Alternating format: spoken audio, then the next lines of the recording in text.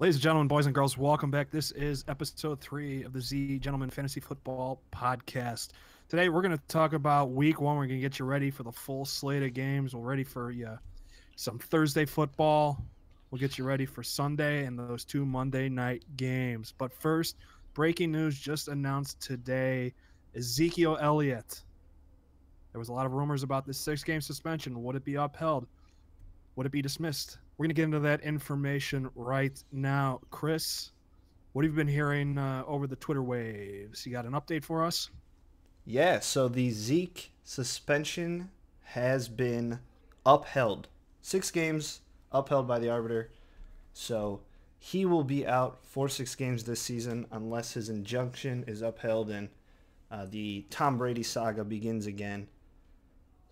However, it looks like he may be able to play week 1. It depends really on the NFL's ruling there. It sounded like that they were going to let him play week 1 and then let the process play out from there. So for your fantasy draft implications, it really depends as to how risk averse you are. You know, do you want to take the risk, take him 3rd overall? Do you want to take him 2nd round? It really depends as to how well you're feeling about the whole situation and what your thoughts are. But first week, it sounds like he's going to be able to play, and could be big fantasy implications for people that have already drafted their team.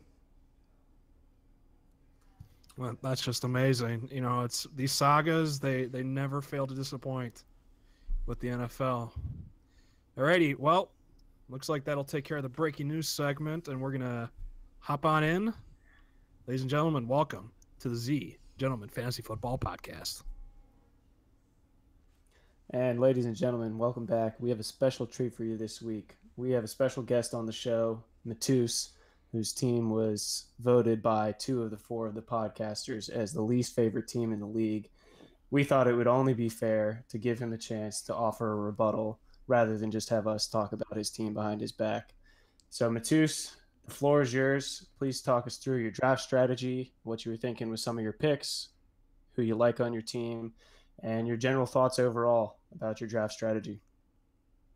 Well, first things first, I just want to say greetings, competitors, and I was truly surprised to find your negative opinions of my team and such a, well, I don't even know how to put it in words, but as Mark was gracious enough to give me an opportunity to have the spotlight, I will go through my team as our dedicated fan was probably shaking in their boots waiting to hear my rebuttal. And without further ado, I'll kind of start from the top and go pick by pick, maybe not necessarily in draft order, but as I have the roster pulled up here on ESPN, I'll walk through some of the mindset of my picks to kind of bring it into one overlapping statement. My observations in fantasy have always been that basically if someone has a handful of fantasy studs on their team, they typically end up leading to be the favorites, as John boastingly had proclaimed in his first fantasy football championship in the history of the Gentleman League. He had a couple studs on his team, and that led him to the promised land that we are all looking for. Now, starting with quarterback, Kirk Cousins has been in screw you, I want my money mode for the past couple years now. The ownership and the front office in the Redskins have been reluctant to give him a long-term deal that he has desired. And since he's kind of still in that screw you mode, I kind of figured that Kirk Cousins will be a good guy to put in the quarterback spot. Typically, I look for Aaron Rodgers since he's a surefire fantasy stud almost each and every year, barring an injury. But Kirk Cousins seems to be lighting it up recently, so I decided to put him in the quarterback. Now, moving on down the list is when the selections start to get a bit more controversial, so I'll kind of work my way through them. DeMarco Murray, he is in danger of the dangerous fall off the cliff year, like so many past NFL stars had, but he has continued to produce, or I shouldn't say continued to produce. He produced a great season last year in Tennessee. Marcus Mariota is a stud, and that team seems to be growing and on the rise, so I figured I'd put some of the eggs in that basket, hoping for another great season from DeMarco. Tevin Coleman, he Hold on, missed Mateusz. Are you worried Yes, at all sir. about the fact that they loaded up on the receiver core? I mean, they drafted Corey Davis, number 5 overall. They brought in Eric Decker as a free agent. Are you worried about that at all? I think that plays into the factor where there is potential for DeMarco Murray to kind of have a fall off season because he's produced for so long and he's been in the league as a consistent performer for a while now. Marcus Mariota looks to be the forefront of that offense in the future, at least. So there could be additional potential for fall off there.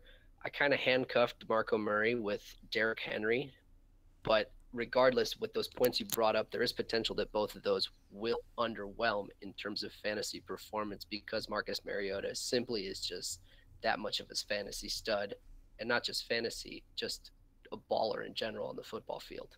You're really selling me on my quarterback, Marcus Mariota, more than you're selling me on your Hey. team right now. Just saying. Well, I mean, I just want to be supportive, unlike some of these fellow podcasters. He feels that the offense is going to be much better than it was last year, which will lead to even more DeMarco Murray scores potentially down the line. So that's really his hope there. That's what I think you're getting at, is what you're trying to say. Thank you, Chris. The offense will be better, so hopefully DeMarco's better, but I guess you never know. So that is essentially the best way to surround that point. DeMarco should benefit from a better offense, hoping for another solid fantasy production from him. He may not necessarily be the workhorse super stud that we saw Ezekiel Elliott be last year, but he should benefit from the rest of the offense.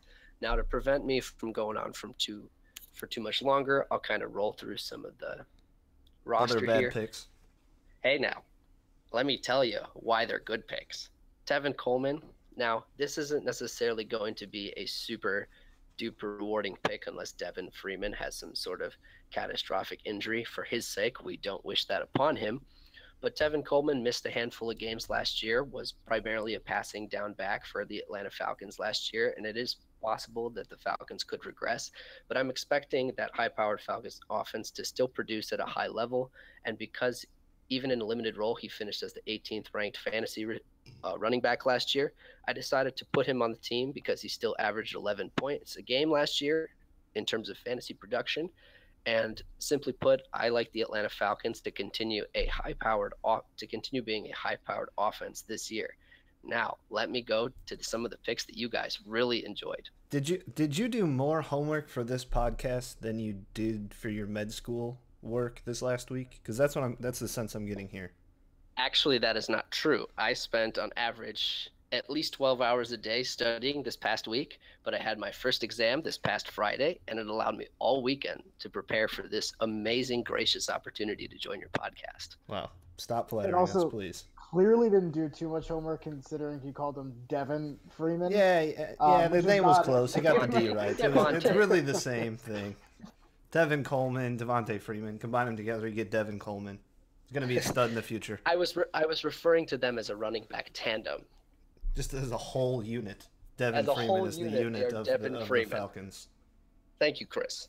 Just like DeMarco Henry. DeMarco Henry, you got it. I'm buying in on the tandems this year. But Eddie Lacy, I know that you guys love this pick.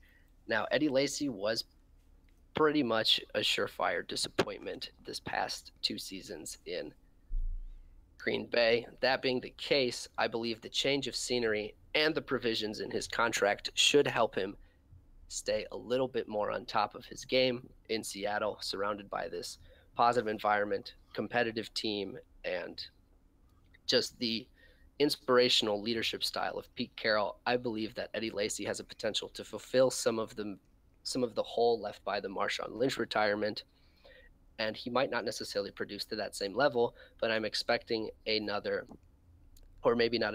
expecting a chance at producing a high touchdown season from Eddie Lacy.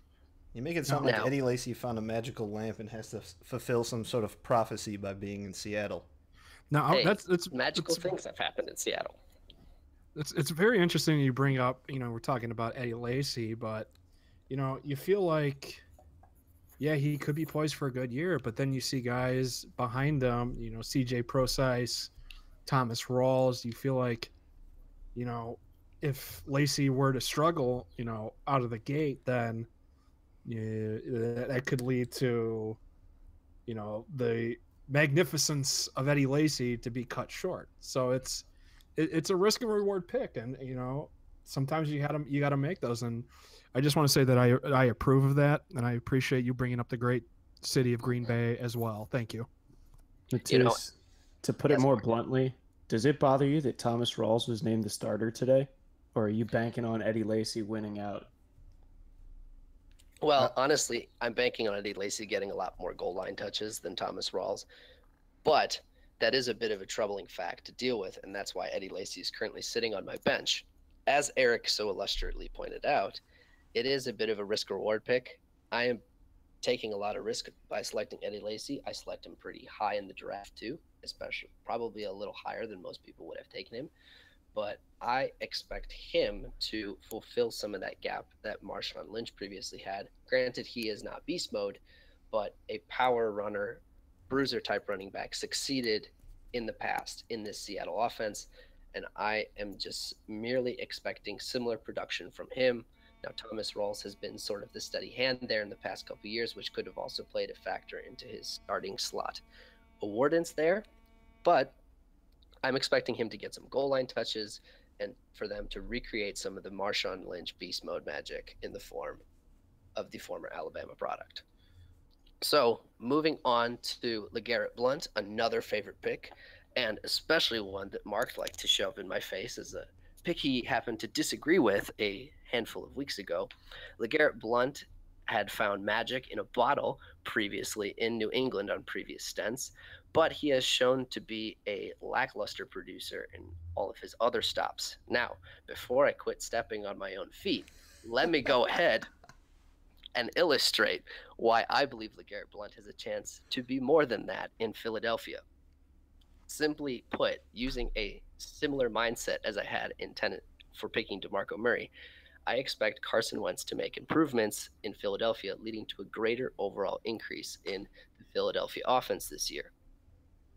Surrounded by a better offense and simply put, the lack of running back potential there in Philadelphia should give LeGarrette Blount opportunities to score touchdowns when in the red zone, and if he is used similarly as he was used in New England, in Philadelphia, with Carson Wentz as the quarterback leading the charge, he should get similar goal line touches, hopefully leading to another double-digit touchdown campaign.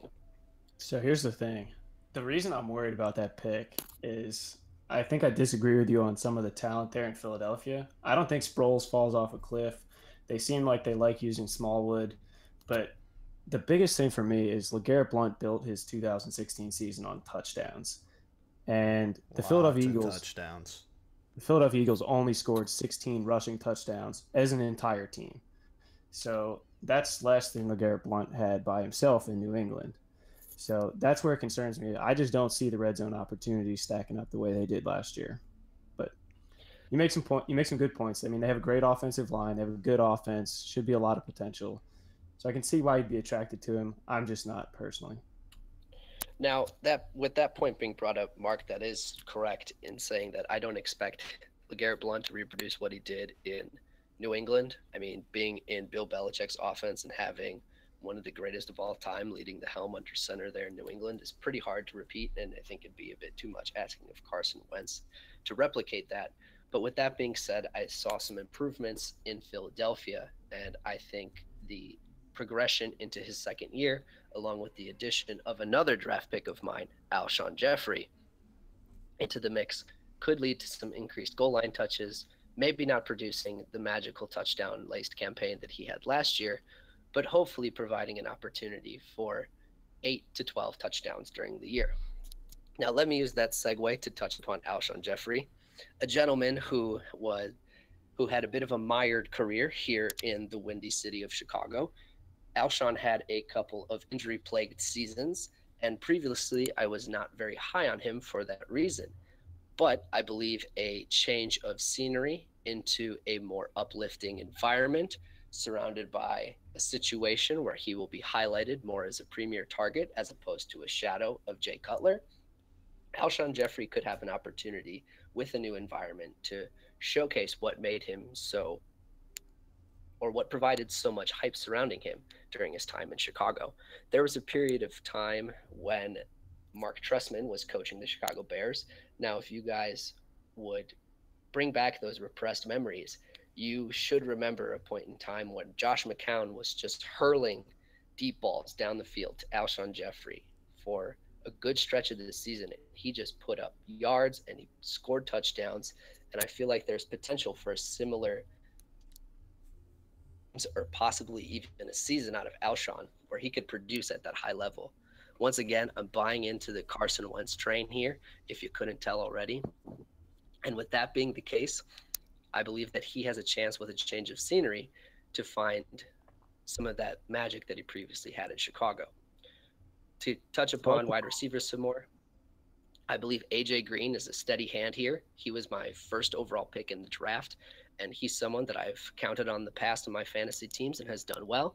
He had some injuries last year, and he's starting to be a bit more aged, this being, I believe, his 7th league in the year. But I believe that there has been no indications that A.J. Green has any intentions of slowing down, and I expect him to produce. Now, to kind of highlight some of my other picks here, I snagged up Doug Martin in one of the later rounds, and following a 3/, I don't know off the top of my head, I expect him to return to running 3-game suspension. Thank you, Mark.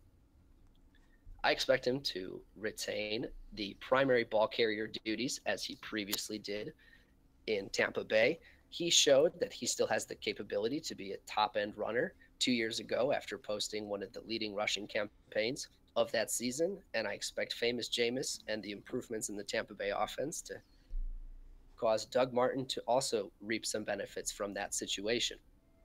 So I believe that he was a good pick to kind of keep on my bench for the time being, and if one of my riskier picks happened to not pan out, I am banking on Doug Martin to at least be a little bit more of a steadier hand. Now, going on into my simple high expectations of the Miami Dolphins this year. Now, I would like to talk about my Julius Thomas. Dolphins. Super high expectations for the Dolphins. So, does that mean like 6 wins? Hey, let me go to the Google machine real quick and verify how many wins the Miami Dolphins had last year, but I think that's more than 6. It was so they finished. I think. I believe the Dolphins were. They made the playoffs. I thought they were a 9-win team last year, 9 or 10. Yeah. So the Google machine has illustriously told me that the Miami Dolphins finished 10-6 last year. Now, to my fellow Bears fans, if you remember to a magical time 2 years ago, if you dig into those repressed memories, that was a time when Adam Gase was offensive coordinator of the Chicago Bears with Jay Cutler under helm. Now, Jay Cutler produced maybe his best season in Chicago, and at one point, that very low-talent Chicago Bears team looked like it could make the playoffs, largely because of Jay Cutler's play in the Adam Gase system. So with that being said, Jay is a bit mercurial. Jay is a bit inconsistent. Jay does not have the trust of a lot of people. But I believe that he succeeded under Adam Gase, and I'm expecting him to put up a similarly solid campaign as he did 2 years ago with the Bears. So that explains a lot of why I put some eggs in the Jarvis Landry basket. He proved to put together a solid campaign last year as one of the premier targets on that 10-6 Miami team. He finished 15th amongst fantasy wide receivers last year, and with the Jay Cutler Adam Gase version under center, I expect him to have a similar producing season. Now, I would like to talk about the Julius Thomas pick because, simply put, I needed a tight end with my final pick in the draft, and the Julius Thomas pick was a bit more of a nostalgia pick rather than an actual fantasy football strategy. Is the smartest decision to make to win leagues? No. But let me take you back to another illustrious time 2 years ago. In the inaugural season, 3 years ago. In the inaugural season of the Gentlemen Fantasy Football League, our fellow fantasy footballer Dibs was slated to compete against Mateusz's very own fantasy football team. Now this matchup had a lot of back and forth, a lot of friendly jabber between two good old friends, And going in Monday Night Football, I had found myself approximately 20 points with a 20-point deficit to good old Dibs. Dibs thought he had a victory in the bag. Dibs was feeling very good about himself. But who was the one gentleman remaining to play on my team? None other than Julius Thomas.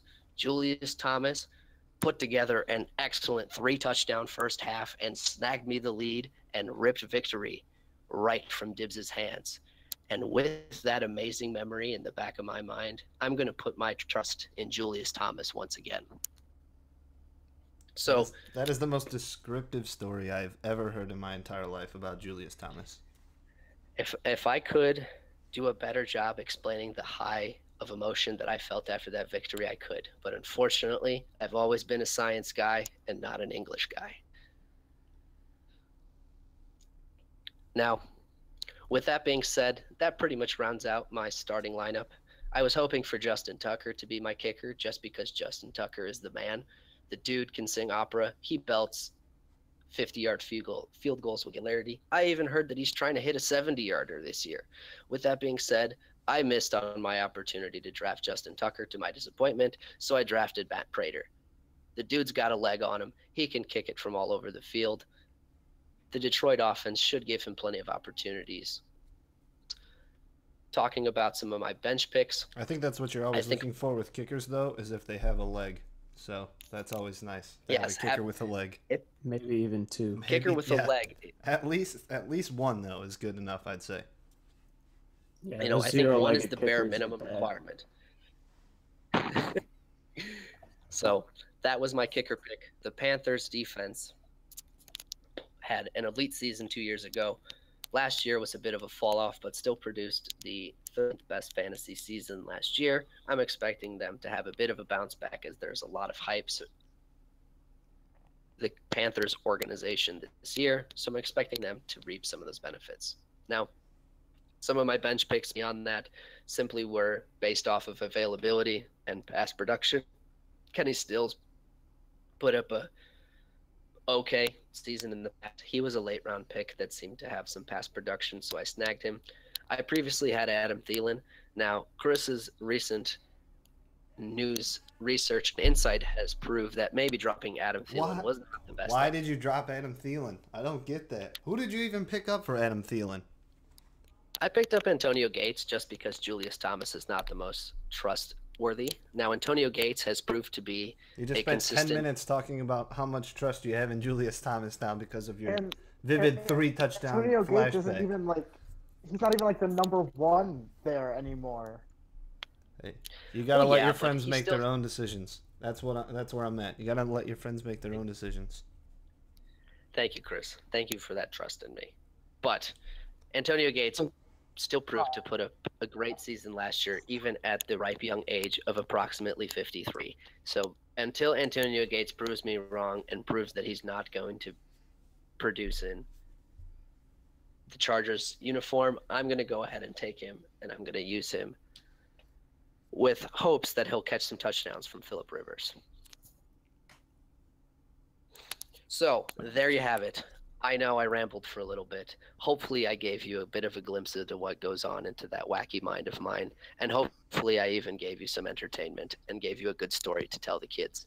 Now, thoughts, gentlemen. Yeah, I think my favorite part of that was your strategy for quarterback was to go for the number one quarterback. Bold on that end to try to get Aaron Rodgers. It's a tricky strategy. And then AJ Green didn't realize 7 leagues in a year. That's the seasoned vet. That's a lot of leagues to play in 1 year. To play the in NFL, 7. The CFL, the LFL. He has his own fantasy football team. Yeah, hey, but I never said I was a smooth talker. You're damn right. Yeah, I think you're hoping with a lot of magic and wistful thinking of past times.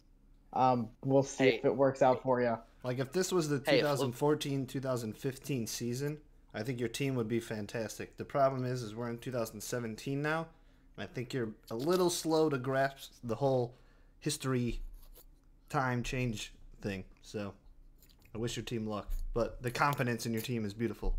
It's key. Well, Hey, So, hey, I'm going to be like LeVar Ball and talk it into existence. If Lonzo can become a Laker, I can see the playoffs with my team. Beautiful. so there you have it. A team coached by Mateusz that will compete in the league this year. He will certainly have a team. Mateusz, I want to thank you for your wonderful insight as always onto your team this year. We're going to move on here. We're going to do this segment where we call it over and under. We're going to be talking about our players that we think were kind of overrated draft pick wise and underrated draft pick wise. And we're going to go through a couple of the positions. And we're going to hear from everyone. We're going to get this started off right away. Overvalued quarterbacks. Chris, who did you feel this year was really overvalued by his draft position in the quarterback position?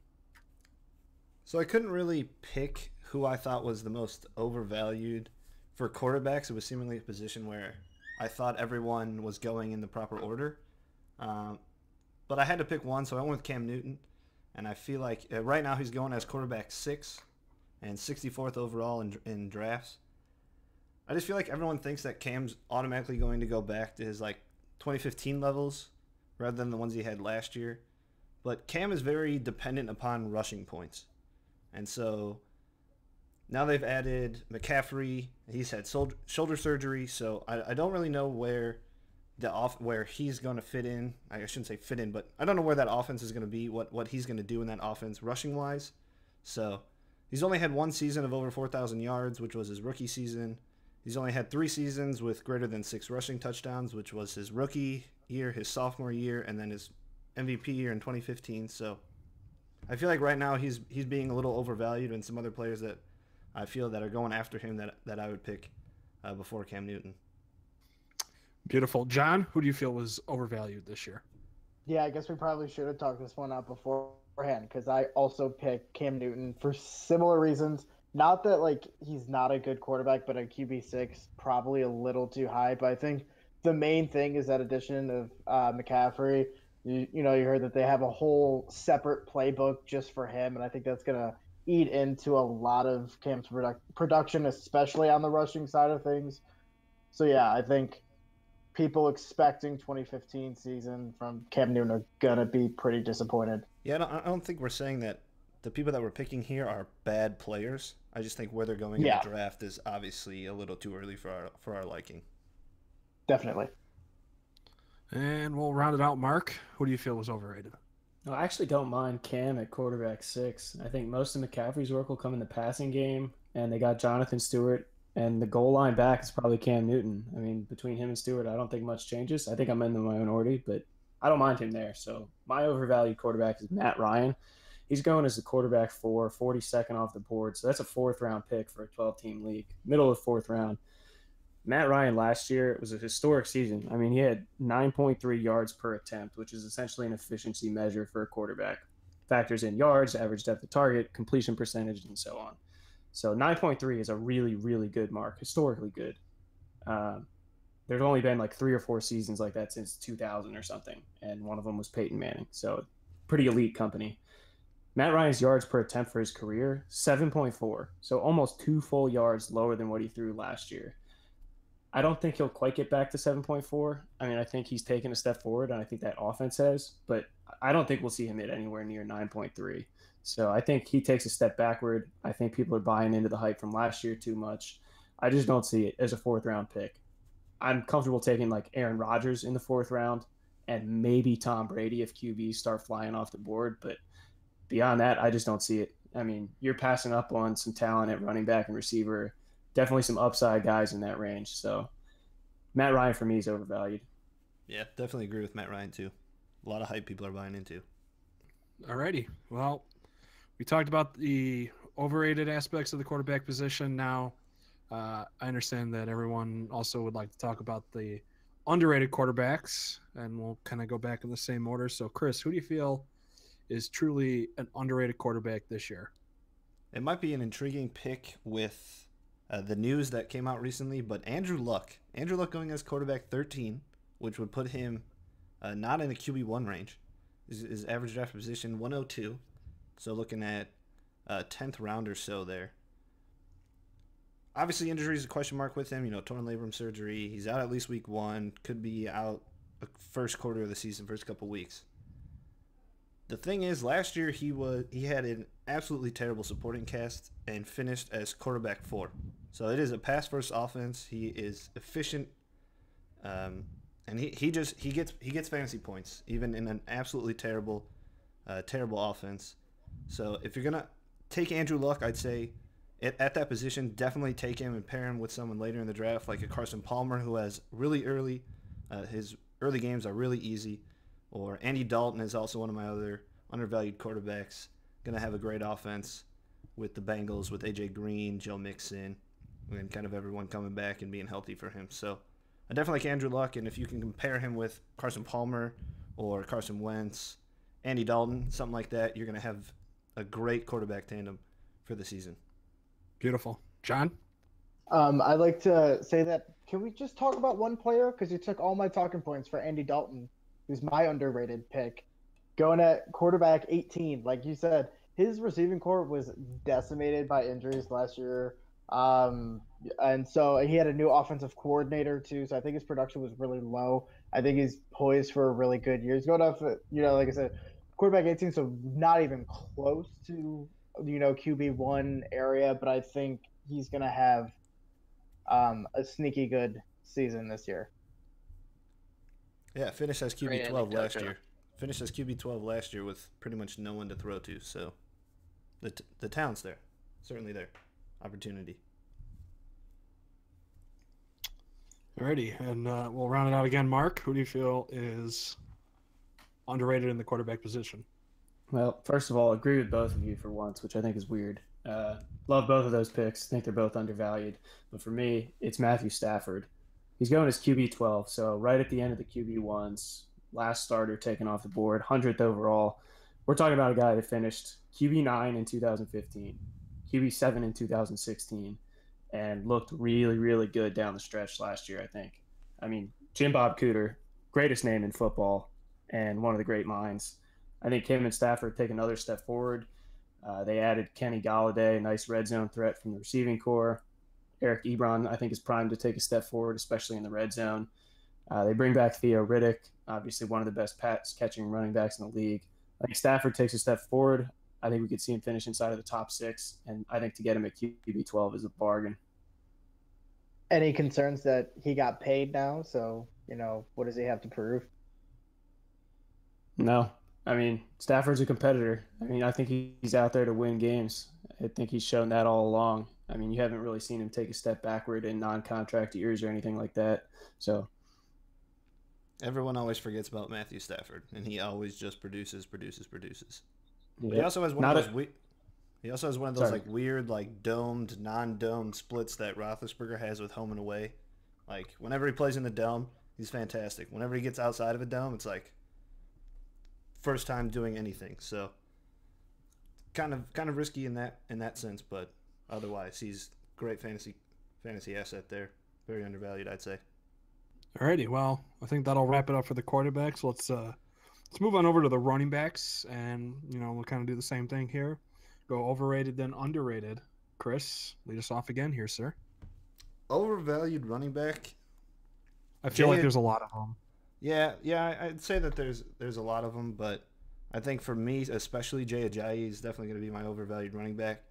Last year he finished as RB10, but only started 12 games. So he's going off right now as running back 6, draft position of 15, so early second round pick there. Last year he scored he started 12 games. In 4 of those games he scored more than 20 fantasy points. Pretty fantastic. In the other 8 games, he failed to top 13 fantasy points in each of those games. So, for being my RB1, that I'm choosing someone in the second round, way too inconsistent for me. His offensive line ranks 26 in the NFL per Pro Football Focus. So, I don't really feel comfortable taking him as my RB1 with that offensive line and how inconsistent he was last year. So, definitely my pick for overvalued running back. Alrighty, John, you're up. Chris stole my pick again. Beautiful. I was going to go with Jay Ajayi. I'll go with another one, though. Just want to mention, Jay Ajayi also only 27 receptions in the season, too, especially especially in a PPR league. That's not a whole lot. Todd Gurley in a crappy year last year had 43. So yeah, I'll go just a wild card right out, just off the top of my head. Jordan Howard. I foresee kind of a sophomore slump with him. That Bears offense is just not going to be that great. And I don't know. I think it's going to take a step back, especially he's going off, I think running back like 5 or 6 right now. He's probably going to not come close to that. Yeah, especially when you see Tariq Cohen, the rookie, getting some work on third down. I mean, I don't even know if Howard's going to be out there for 3 downs, so I agree with that one. Can I offer a little anecdote here, guys? I believe so. Mateusz, why don't you chime on in here? Don't be afraid, Mateusz.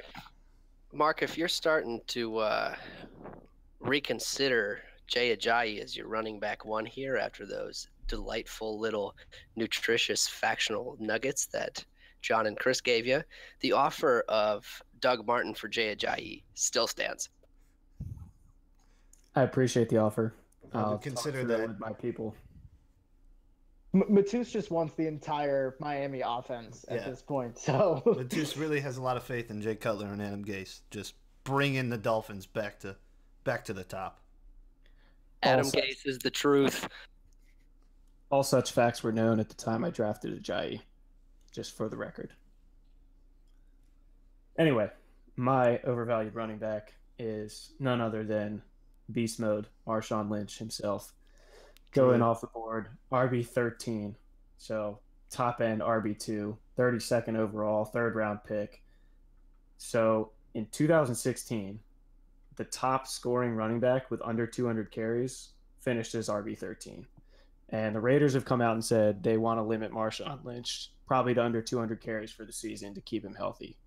So in 2016, we're talking about Latavius Murray as the RB13, and that was with 12 touchdowns. So A, Marshawn Lynch has to probably score 12 touchdowns roughly to hit that mark. And B, you're drafting him at his ceiling. So anything less than that, and he doesn't return value. I just don't see it in the Oakland offense. I think they're going to be more of a committee. I think he'll see plenty of red zone work, but he's going to have to hit 10 or 12 touchdowns in order to return that value, as well as probably 800 yards or so. So I just don't see it. I see some more work for DeAndre Washington and Jalen Richard. And I see them trying to keep Lynch healthy for a run in the playoffs. Yeah, plus he scored no points last year. I mean, God, he stinks. So. Yeah, definitely. Swing and a miss there. Alrighty. We'll reverse here. We'll go to the underrated running backs. Chris, who do you feel is your underrated running back of the 2017 season? So the most undervalued running back in the draft right now is actually Theo Riddick. He's going off as RB29, average draft position of 84. In the last 2 years, for running backs, he is 2nd in targets, 1st in receptions, 2nd in receiving yards, and tied for 1st in receiving touchdowns. So for your PPR leagues, give Theo Riddick a look, especially as a flex target. That's what he's going as right now. He could easily be your RB2. Last year he scored 147 points in 10 games. If you average that out over the 10 games, that would have made him a top 10 PPR running back over the 16-game season. So 14.7 points per game would have made a top 10 PPR running back last year. And right now he's only going basically as a flex running back. So give Theo Riddick a look. Very undervalued in my eyes. John, you're up. I'm going to go CJ Anderson. This one could come and backfire on me. Season cut short last year, was looking pretty good before he went out. Really, there's not a whole lot behind him. Devontae Booker really struggled in this place last year. Jamal Charles is being held together by duct tape right now. I mean, just with all the injuries that he has. So, I mean, it's really CJ Anderson's job to lose at this point. I think he's going off at running back 26. I just think he has more value than where he's at right now. He's probably going to prove me wrong. I've been burned by him, but I think he's got some upside. Yeah, I just want to quickly chime in there. So far, John, I think your CJ Anderson pick might be one of the best. Also, just looking right now, Devontae Booker's out right now We don't know how long he'll be out. Like you said, Jamal Charles pretty much being held by duct tape right now. That would leave it almost to, Justin Forsett to fill in the backup role to C.J. Anderson. So I think you're looking. If you're looking underrated, I would agree wholeheartedly on that one. Mark, I don't know if you wanted to add anything to that. I think we'd see D'Angelo Henderson, the rookie, a lot before we'd see Forsett. But John, finally, you said something that makes sense. C.J. Anderson is my undervalued guy too. As you said, RB26, 76 overall. Just way too late. So C.J. Anderson, compared to the Broncos' rushing average, 2014, C.J. Anderson 4.7 yards per carry, Denver overall 4.0. And keep in mind, that includes C.J. Anderson's totals. So if you take him out, it'll be even worse. 2015, C.J. Anderson 4.7 yards per carry, the rest of the team 4.2, or whole team including C.J. Anderson. 2016, C.J. Anderson 4.0, Denver as a whole 3.6. It's a guy that averaged 4.6 yards per carry for his career, and that's all on a team that clearly can't come near that mark without him. So to me, that says he's clearly the most talented back on the team. I know they added Jamal Charles, but I think that's a Marshawn Lynch case. I think they're going to limit his usage. C.J. Anderson seems to be the bell cow for me there. Like John, just like you said, Devontae Booker struggled. D'Angelo Henderson's a rookie, getting a little bit of buzz, but C.J. Anderson's the clear guy for me. So I have a lot of shares of him, trying to snag him anywhere I can in the 5th or 6th round. Alrighty, so now that we're crossed off another position here, let's head over to the wide receivers, and we're going to change this up a little bit. Our wonderful guest this week, Mateusz, our resident soon-to-be doctor, you have a couple wide receivers that you like to talk about, so why don't you lead off here, Mateusz, and let's talk about your overvalued wide receiver. So to start it off here, I'm going to serve you a nice, tasty dish, and my overvalued wide receiver would be Dez Bryant. My research is pointing me towards an average overall draft position of number 19 for Mr. Bryant, and in our league, he was drafted as 17th. That was before wide receivers such as Doug Baldwin and Demaryius Thomas. Ezekiel Elliott was the 21st pick, and there were several other very good options taken before him. Now, Mr. Bryant had some injury issues this past year and the year before that, and additionally had some stellar seasons before then. But Dak Prescott showed that Mr. Bryant was not his favorite target. Dez played 13 games last year, still did not produce very much in terms of fantasy. I still think Dez is a good option, but I don't think he's going to be that top wide receiver that he was 3 years ago. And simply put, picking him 19th is just too high. Mateusz, I actually agree with you on that one. Surprisingly. Yep, me too. So love the call. Dez also has the hardest cornerback schedule of any receiver in the league this year. Plays the Giants twice, Denver, Arizona, Norman twice. Yeah, they have he has a scary schedule for sure. He hasn't topped 1,000 yards since 2014. I feel like Dak isn't going to be as good as he was last year. Still going to be a good quarterback, but just put up crazy numbers last year. Offense is up in the air with Zeke's suspension. If he's out, maybe they'll won't stuff the box as much and put a lot more attention on Dez. 52% catch rate, not that great. So he's very touchdown dependent is basically what I think we're all getting at. So he'd have to score, double-digit touchdowns, middle double-digit touchdowns just to be even considered for that position where he's being drafted at. Yep, and fantasy playoffs, Week 14, Giants, going to face Janoris Jenkins. Week 15, Raiders, fine. Week 16, fantasy championships, Seahawks, he's going to get Richard Sherman. So negative matchups all around, especially in the playoffs. Tough schedule. Well, I'm glad we could at least come to one agreement. Hey, congrats, Mateusz. You did something positive fantasy football-wise.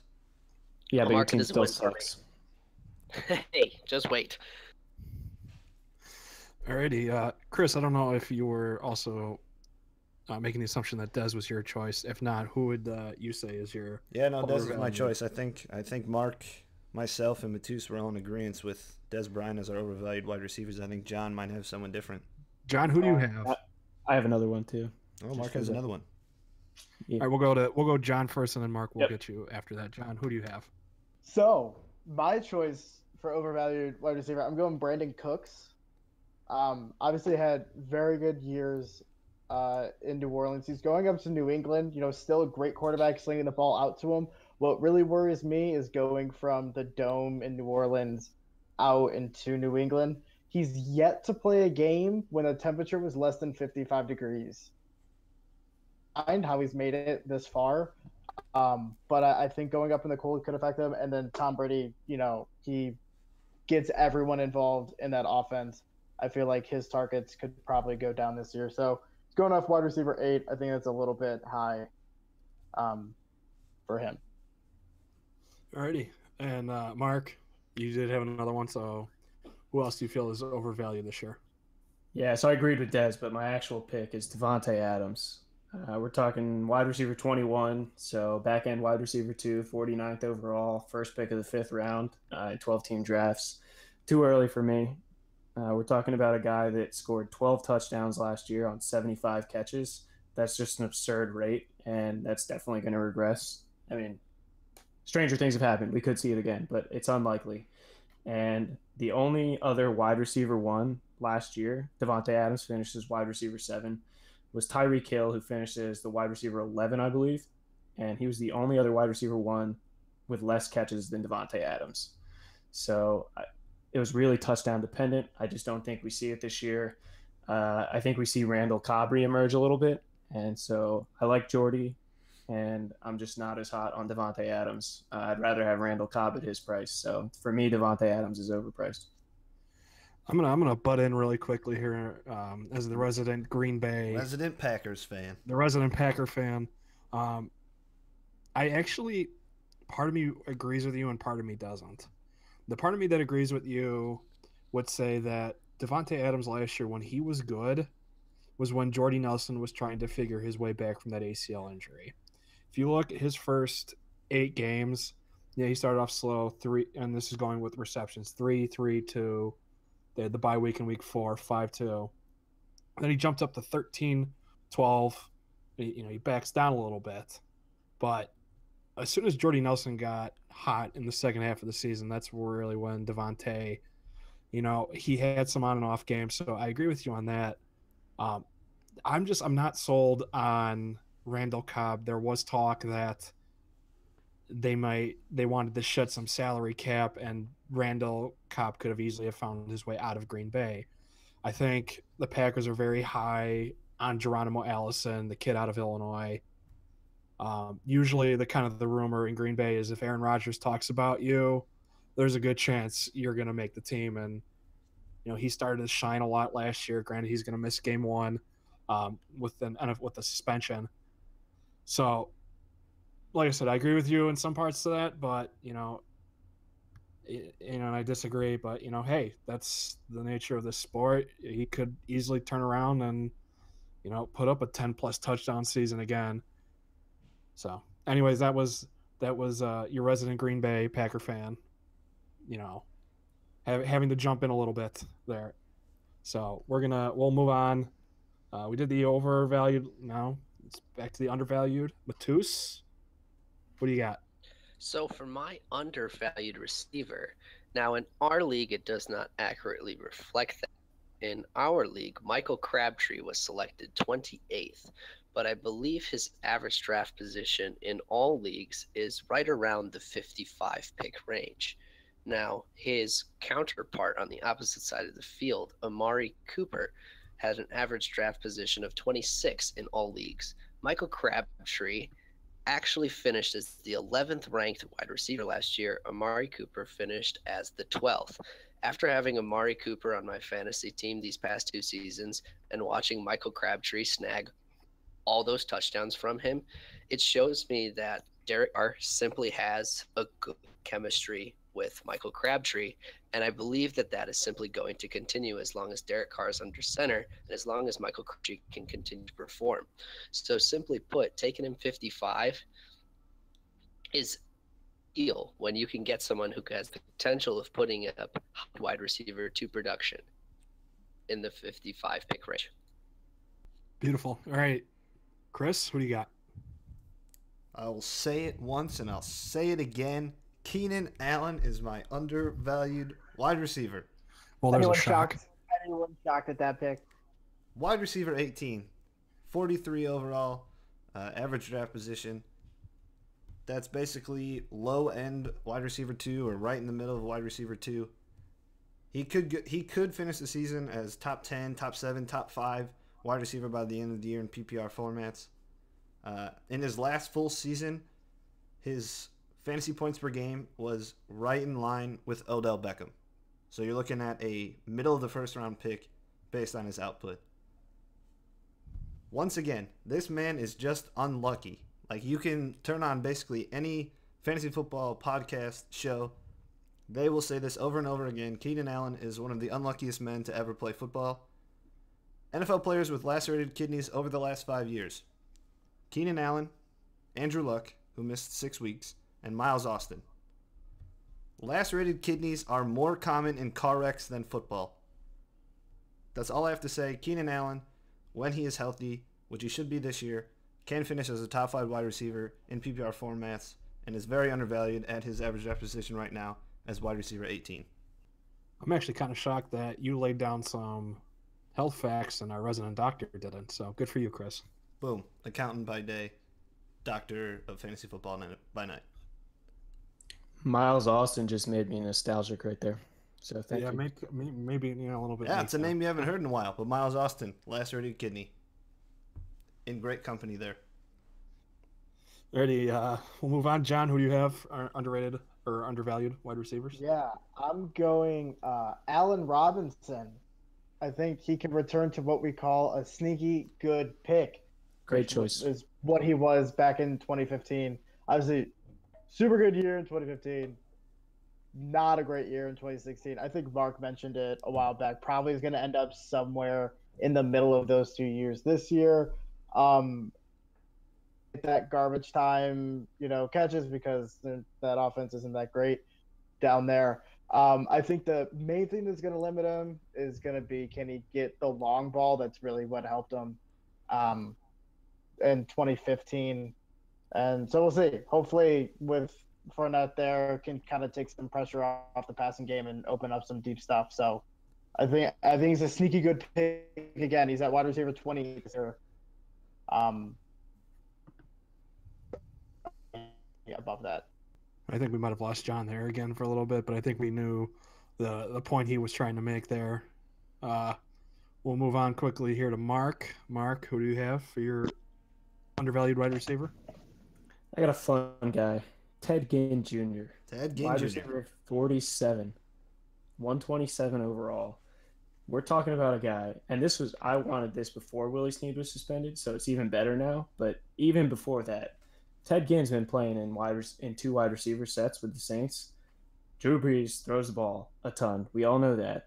Brandon Cooks is gone. So now it's Michael Thomas and Ted Ginn. And you're telling me nobody wants the second wide receiver on the New Orleans Saints before wide receiver 47? I don't think so. This guy can finish wide receiver 2 range, somewhere between 12 and 24. I think easily. I think we could see him in that 800 to 1,000 yard range. And Snead being out only helps for those first few games. Maybe he can cement that spot and go even above that. But, man, Ted Ginn, wide receiver 47, yes, please. I see. I like that, but I feel like people are kind of put off because, you hear Ted Ginn, and the first thing I think a lot of people think of is hands. Is he... he had the issue in Carolina. It's just kind of followed him everywhere he's gone.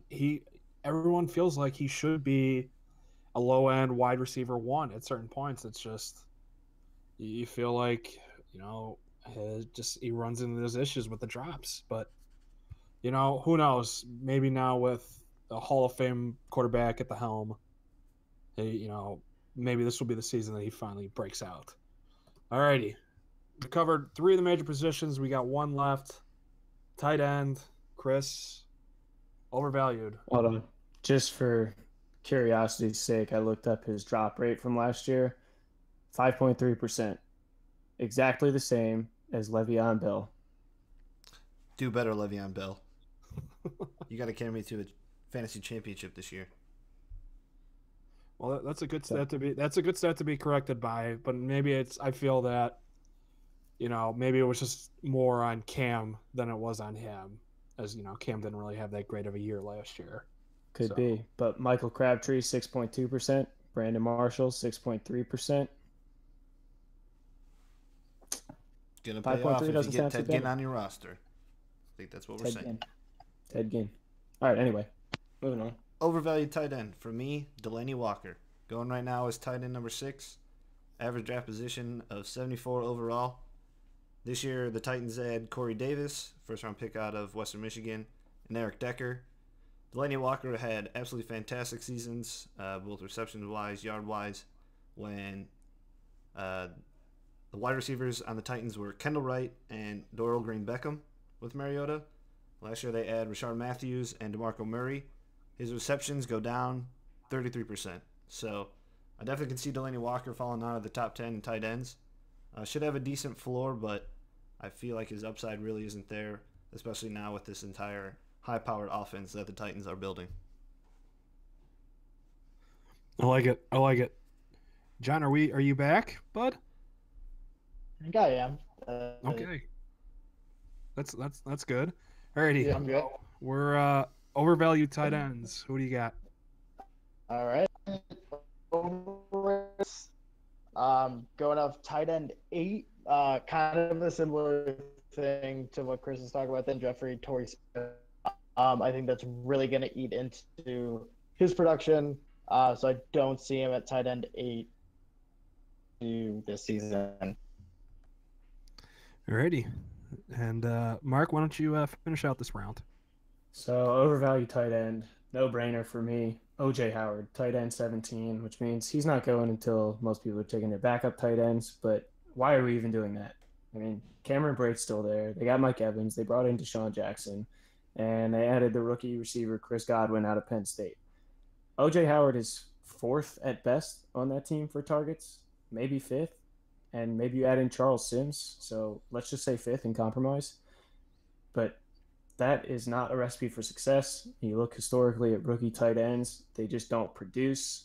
I mean, not that many that have become a tight end 1 in the last decade or so. Can't remember the exact number, but it's only a few. But tight end 17 off the board, I don't even think he hits that. I'd rather have Cameron Brate in this offense. OJ Howard's been hyped up as a blocker. He's one of the most polished tight ends that we've seen come out in recent memory. So I think we see him used more as a blocking tight end. Cameron Brate is the pass catcher. Just not doing it for me at tight end 17. Lots of hype going into OJ Howard. Like immense amounts of hype. And yeah, he's just such a good blocker though. Yeah. Don't know if it'll pay off. But anyway, I mean, of the rookie tight ends, I'd rather have Evan Ingram. I'd rather have David Njoku. I'd rather even take a flyer on Adam Shaheen, the Bears tight end. But I just don't see it for OJ Howard. Wonderful insight as always. And we'll finish it out last round here. Undervalued tight ends. Mr. Christopher, you're up. My original draft pick, Tyler Eifert, going off as tight end number 10. Average draft position right now at exactly 100. In his last 21 games, he has scored 18 touchdowns. 18 touchdowns in 21 games. Yes, I know he has injury problems and he may not get through an entire season, but at tight end 10, he has an incredible upside, touchdown potential, and with this Bengals offense being as high-powered as it is right now, when everyone's healthy, I definitely think that Tyler Eifert should be one of those guys that you should snag at his draft position. I like what you're saying here, not only for that beautiful insight, but knowing that I have him now on my team via trade. I do appreciate that, Mr. Christopher. Tyler Eifert's going to be great. He's going to be great. That's what I'm hoping for. Alrighty, John, let's see if we can try this again. We're having some audio issues there. Yeah. My undervalued one, I'm going Austin Hooper. From Atlanta. Hooper. Going off at tight end 21, so I mean, really low end. I think, in Atlanta's offense, he's always going to get some going to be taking out more of the touches from Tammy, who was struggling with injuries. Atlanta tight ends normally pretty solid. They had a good one, in the past. So I think the production can make a jump this year. That was one tight end I was thinking about, but then again, I kind of get scared trying to, outside of maybe Julio Jones, of trying to pick somebody on that Atlanta offense, just because you feel like Matt Ryan is the quarterback that throws to 7 or 8 different wide receivers each and every game. And it's kind of hard to trust. Like I said, outside of Julio Jones, it's kind of hard to trust a wide receiver in that offense. I don't know if you guys kind of have the same feelings towards that. It's even hard to trust Julio Jones. Look at his consistency from last year. He had a bunch of games under 50 yards and then a couple over 100. He had 300-yard receiving game that got him 48 fantasy points or something like that, which is But look at how many he had under 40 or 50 yards. Yeah, just a lot of inconsistency. I'm not saying Hooper's a slam dunk. I'm saying he could make a jump this year, and he might be worth picking up for maybe a bye week.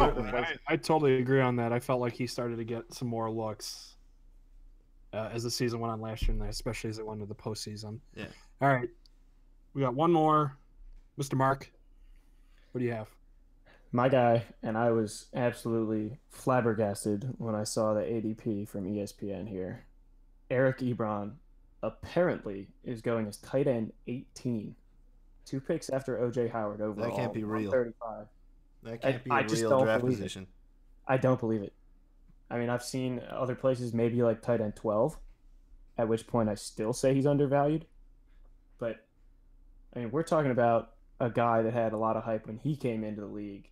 And I think he's like 27, so he's basically right in that prime age for tight end, maybe 28, whatever he is, but right in the prime of his career for a tight end.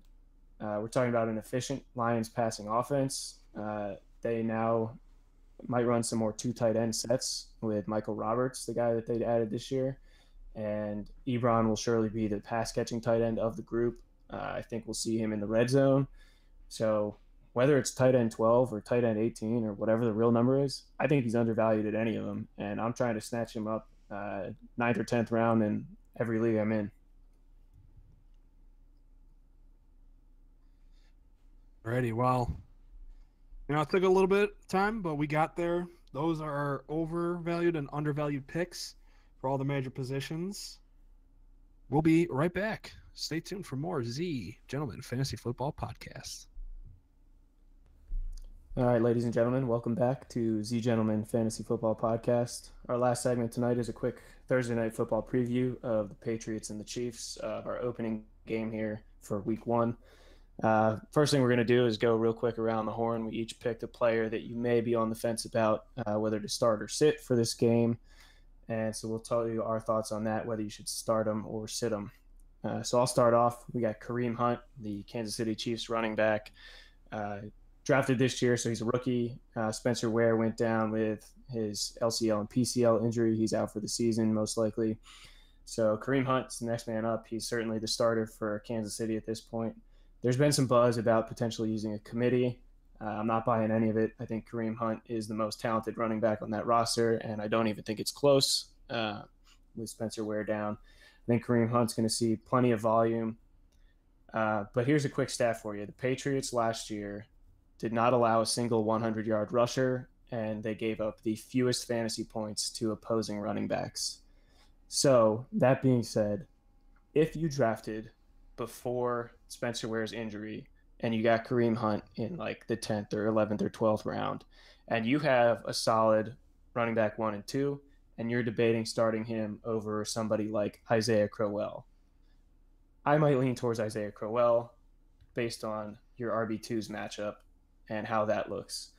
I think Hunt's certainly worth a flex spot depending on your receivers at that point, so I'm leaning towards start him. If you're the team that drafted after the Spencer Ware injury and you took him in about the 3rd round, he's probably your RB2, maybe your RB1. So at that point, I think you're more than likely starting him because he's the best option on your team. So I lean towards start him in all cases. Caution if you have other studs on the team, maybe consider him in the flex spot. But if that's the case, play him in the RB slot, not the flex spot, so you have more flexibility as the Sunday games roll around. So always put your latest player in the flex spot. So, John, who do you got for start sit, and what are your thoughts? Yeah, when we were going through this, we were talking about Patriots running backs, and I was basically tasked with all of the Patriots running backs. And I think that kind of gives you all the insight you need whenever you're trying to pick between 4 running backs and who to start and sit them all. I don't think any of them are really gonna stand out when you have to, you have Deion Lewis, James White, Gillisley, Burkhead. There's too much going on there. I say at least until they get that sorted out, just sit them all for week 1. If you had to pick one, who would be your selection out of those 4? If I had to pick one, I guess Deion Lewis, mostly for the fact that he's listed as the starter. I mean, so he's probably going to get more touches out of the gun than that at all. Beautiful. Yeah, messy situation. I agree. Basically one giant shrug emoji guy. Just like, I don't know what's going on over there. Yeah, I mean, it's probably Rex Burkhead for me, but it's probably Mike Gillisley for somebody else, so bench them all. All right, so sticking on the Patriots here, Chris Hogan. So now that Julian Edelman has torn his ACL, that's been confirmed that he's going to be out for the year. People are looking at Chris Hogan as kind of a filler replacement, bench stash, if you will. So last year, Edelman had a 30% target share.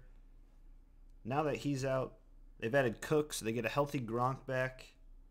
It may look like Chris Hogan might fit somewhere in this offense.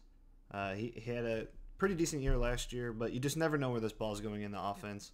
Like John was saying with the running backs, you can't even choose which running back is going to perform the best on a weekly basis. So I'm not really sure what Hogan's role is really going to be. Yeah, he's a slot receiver, but he played a lot last year as the outside receiver. He was really one of those boom or bust candidates. He had 5 games of 10 points or more last year, which is pretty good for someone that you probably hadn't even heard of before the season started. But he also had 9 games of less than 5 points. So not really sure what you're getting out of Chris Hogan. Yes, the Chiefs' D is very mediocre against the pass. 17th ranked defense last year against wide receivers. If you've got injuries or just a really bad team, yeah, I'd say give Chris Hogan a look at your flex spot. But otherwise, I would definitely say sit him for this first week until you can kind of see how the Patriots' offense gets aligned and gets rolling. But if you're going to start him in that wide receiver slot, though. Yeah, for sure. Sorry. Save the flex. Yep. Yeah. All right, Eric, what you got? Alrighty. Well, I figured we can talk a little bit about defense because I love me some defense. And I think the defense to talk about is the Chiefs' defense and also special teams. This is going to be really interesting all year to see what happens with this group because I would say a couple years ago, middle to upper echelon defensive unit. Now they've added Tyreek Hill to the special teams. This kid is ridiculous. Maybe we're looking at a rebirth of a Devin Hester. I don't know. But if we're talking this game, defense, special teams, I gotta say sit him. We talked about a healthy Gronk, who I believe his quote today was, "I'm leaner, and meaner." I don't want to get Gronk spiked, so I'm going to take him for his word. It's just going to be tough. Tom Brady, arguably, maybe the best quarterback to ever play the game in the last 30 to 50 years. You have a tough time betting against him, and right now the Chiefs, they're missing a good pass rusher in Tamba Ali. Eric Berry off and on with injuries. I think it's going to take this Chiefs defense a couple of games to kind of get their footing down, get everyone healthy. So I think until then, a good bet to sit them. But man, all it takes is one Tyreek Hill return and to really return on your investment on this defense. So with that being said, to end the podcast today, we're going to do a quick round the horn game predictions. Chris, Chiefs, Patriots, Thursday Night Football. What do you got and why? Thursday Night Football. Patriots beat the Chiefs 31-20. Tom Brady throws for 320 yards, 3 touchdowns. Gronk has a touchdown in his first game back this season. No Patriots running back gets over 70 yards rushing. And actually, Kareem Hunt finishes with at least 18 fantasy points, and Tyreek Hill has less than 10. So those are my bold predictions for the game. Mark. I'm going to say Patriots 27, Chiefs 17. So cover the spread by a few points there. I think the offense is too much to handle. They got too many weapons. They really loaded up, even with the loss of Julian Edelman. So I think we see a big game for Brandon Cooks. I still like Kareem Hunt, as I said, even with the Patriots defense being good against the run. And, so I think the Patriots will pull this one out. I don't think we'll see anything too crazy. Well, if we got to go Kansas City, New England, as much as I love an upset, I feel New England at least 35-17. I think New England's going to come out rolling this year. It's going to be a start of a great season and, probably another trip to the Super Bowl if all goes well. So with that, we are going to wrap up episode 3 here of the Z Fantasy Football Podcast. I'd like to thank our great friend Mateusz for joining us today. And as always, Mark, John, Chris, thank you for your wonderful insight as well today. We will be back later this week to talk about the rest of week 1 and get you set for the 2017 fantasy football season that lies ahead. Once again, my name is Eric. Thank you for listening to the Z Gentlemen Fantasy Football Podcast, and we'll see you next time.